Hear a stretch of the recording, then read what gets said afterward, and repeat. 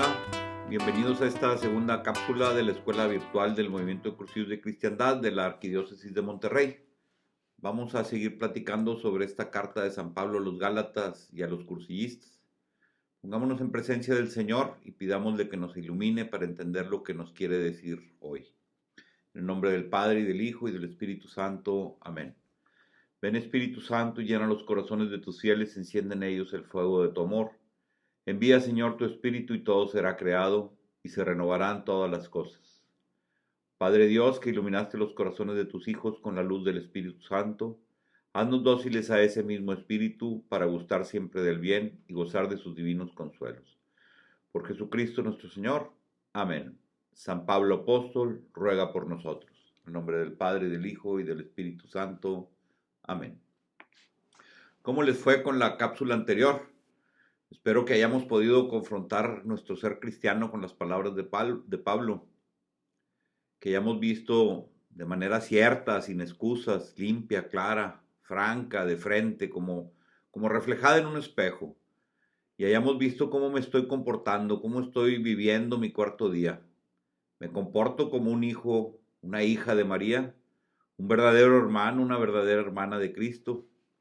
¿Soy realmente amable con mi prójimo? Es decir, ¿soy fácil de amar? ¿Se me puede amar con facilidad?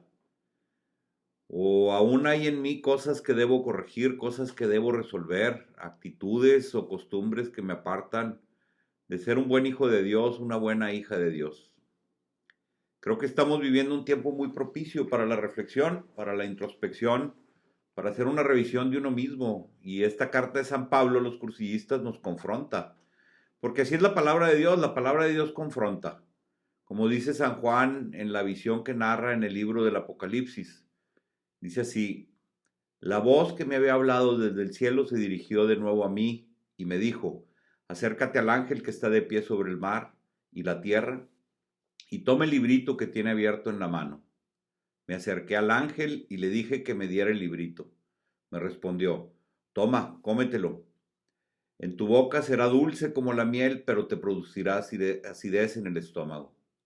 Tomé el librito de la mano del ángel y me lo comí.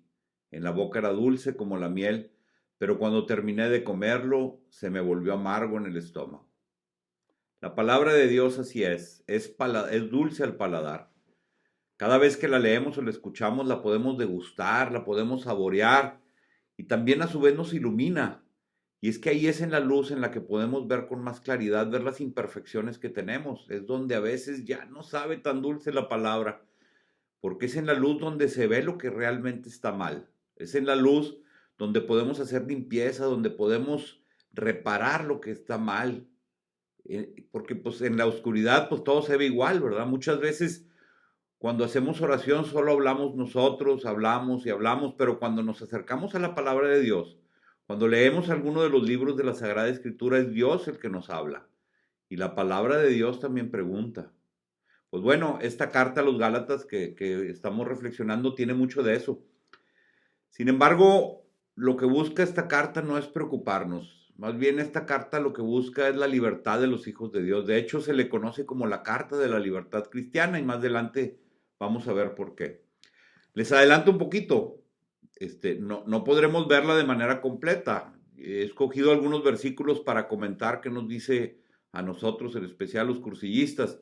A pesar de ser una carta relativamente pequeña, tiene solo 6 capítulos con 149 versículos en su totalidad. No es tan grande como la primera de Corintios, por ejemplo, que tiene 430 versículos en sus 18 capítulos.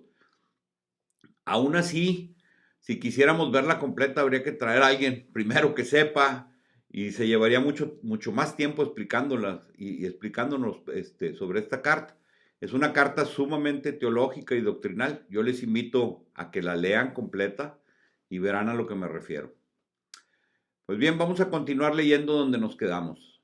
Y dice así: me sorprende con qué rapidez ustedes rechazaron al que los llamó por la gracia de Cristo, para pasarse a otro evangelio. Y no es que exista otro evangelio, sino que hay algunos que los confunden y quieren cambiar el evangelio de Cristo. Y si nosotros o cualquier ángel del cielo les anunciara un evangelio contrario al que les hemos anunciado, maldito sea. Como les he dicho, les repito de nuevo, si a alguno les anunciara un evangelio contrario de lo que han recibido, maldito sea. Porque ¿a quién busco convencer ahora, a los hombres o a Dios? ¿Piensan que trato de quedar bien con los hombres? Si tratara de quedar bien con los hombres, entonces no sería servidor de Cristo. Lo que pasa es que había dentro del pueblo personas que trataban de exigir a los neocristianos que siguieran las leyes judías.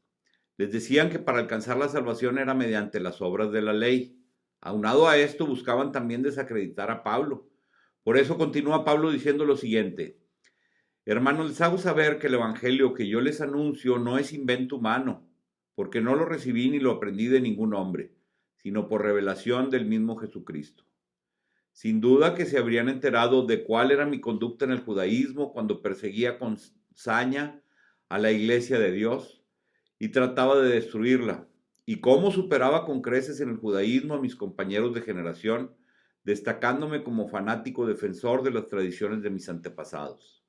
Pero cuando Dios, que me eligió desde antes de nacer y me llamó por su gracia, quiso revelarme a su Hijo para anunciarlo a los no judíos, yo de inmediato, sin consultar a nadie y sin subir a Jerusalén a presentarme a quienes eran apóstoles antes que yo, me fui a Arabia y después regresé de nuevo a Damasco. Continúa narrando su historia durante el resto del capítulo 1 y el principio del capítulo 2, hasta donde comenta el reproche que le hace en público a San Pedro. Aquí quiero que reflexionemos un poquito sobre las palabras de Pablo. Primero les dice: no es que exista otro evangelio, sino que hay algunos que los confunden y quieren cambiar el evangelio de Cristo. Aún hoy hay muchas veces queremos acomodar el evangelio a gusto propio. Queremos que el evangelio cumpla con nuestros caprichos. Es que yo quiero que la boda se celebre en la playa porque es mucho más emotivo, es más nice. Dice, o también hay quien dice, para los cantos de la misa quiero poner primero este y luego quiero poner el otro.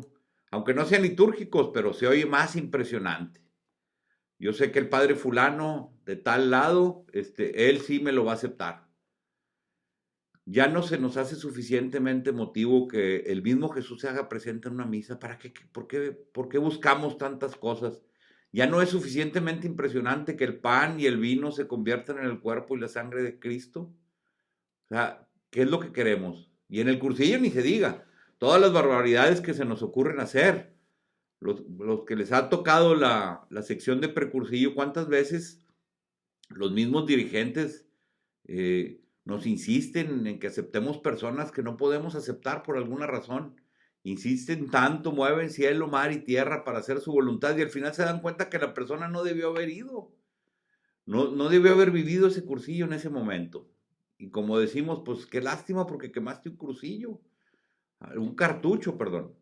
O sea, pudiste haberlo hecho más adelante, ya que pudiera asistir. Tal vez hasta lo llegaste a meter en un problema por aferrarte a algo que no debió haber sido. Por eso se hacen acuerdos, porque la experiencia nos ha ayudado a ver qué es lo mejor para los que van a vivir un cursillo. ¿Cuántas veces un sacerdote nos ha explicado algo y no le creemos? O nos ha dado indicaciones de hacer algo y hacemos lo contrario, porque yo sé más que él o simplemente por capricho. Pareciera que deba recordarnos el sacerdote sus años de estudio, su historia de conversión, su experiencia y hasta el sacramento que recibió para creerle, así como Pablo le dice a los Gálatas. Por cierto, ¿cuánto daño ha hecho la desobediencia en la historia de la salvación? Y está el otro extremo. Los acuerdos los vuelven leyes y hacen que se compliquen las cosas. Muchas veces ya ni sabemos ni por qué se hacen de cierta manera las cosas y las exigimos como que fuera palabra de Dios. También podemos caer en ser exigentes en las formas olvidando el fondo. Se nos olvida que la ley está para servir al hombre y no el hombre a la ley. Acuérdense que la caridad está por encima, ¿verdad? Primero es el hombre. Así lo explica San Pablo en esta carta cuando dice: a pesar de los falsos hermanos que vinieron a entrometerse para coartar la libertad que tenemos en Cristo Jesús y convertirnos en esclavos.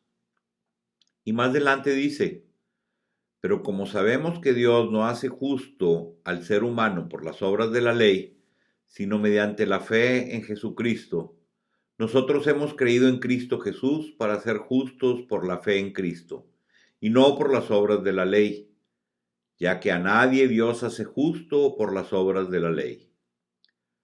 Porque por la ley yo he muerto al dominio de la ley a fin de vivir para Dios. Fui crucificado con Cristo, por lo que ya no vivo yo, sino es Cristo quien vive en mí. Y lo que ahora vivo en esta condición humana, lo vivo por la fe en el Hijo de Dios, que me amó y se entregó por mí. No invalido la gracia de Dios, al contrario, porque si la ley es la que hace justos, entonces Cristo habría muerto en vano. Y así termina el capítulo 2 de esta carta, de esta interesante carta a los Gálatas. Ahora quisiera que nos lleváramos estas preguntas. Realmente hagámonos estas preguntas, hagamos esa introspección que les decía yo desde el primer tema, en la primera cápsula. Pregúntense, ¿mis actos son para cumplir un precepto? ¿Mis actos son para llenar mi hoja de servicio? Con mucha piedad, estudio y acción, eso sí. Reconozco como San Pablo que Dios me llamó desde antes de nacer. ¿Ha muerto mi viejo yo en la cruz de Cristo? ¿Es realmente Cristo quien vive en mí? Con mi forma de ser, con la forma en la que trato a los demás, ¿es realmente Cristo quien vive en mí? ¿Es Cristo quien vive en mí? Hagamos pues la acción de gracias. En el nombre del Padre, y del Hijo, y del Espíritu Santo. Amén. Te damos gracias, Padre, por los buenos pensamientos y propósitos que nos has inspirado en esta plática. Te ofrecemos como respuesta el compromiso de ser fiel a lo que nos has pedido. Concédenos las gracias necesarias para llevarlo a la práctica. Santa María, Madre de Dios, ruega por nosotros ahora y en todo momento. Amén. En el nombre del Padre, y del Hijo, y del Espíritu Santo. Amén. Nos vemos en la siguiente cápsula.